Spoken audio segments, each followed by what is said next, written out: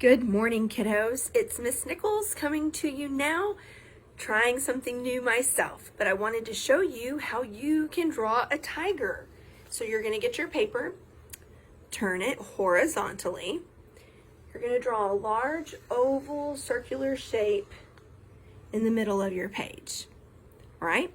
Then I want you to draw like a rounded triangle looking shape or half circle in the middle of your circle or your oval. You're going to draw two vertical lines going down to create a neck.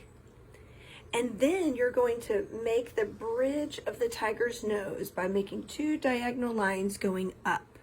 Okay? So far so good. Then we're going to make kind of what I would call the muzzle of the tiger by drawing two diagonal lines going downward. Let's put some ears on our tiger.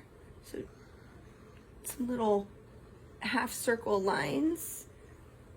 Do you see it? It's coming along, right?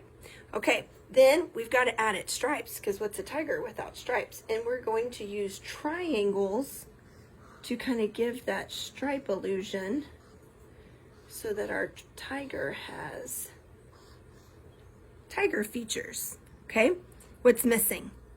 He can't see. We got to add some eyes. Maybe he's a sleeping tiger because we have some U-shaped eyes right here. And he's got a slight smile because he's happy to see you. And a tiger is a big cat. So what do cats have? They have whiskers.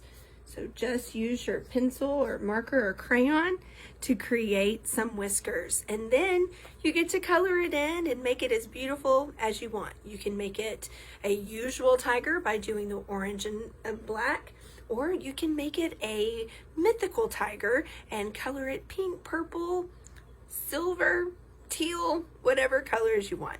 I hope you enjoyed learning how to draw a tiger.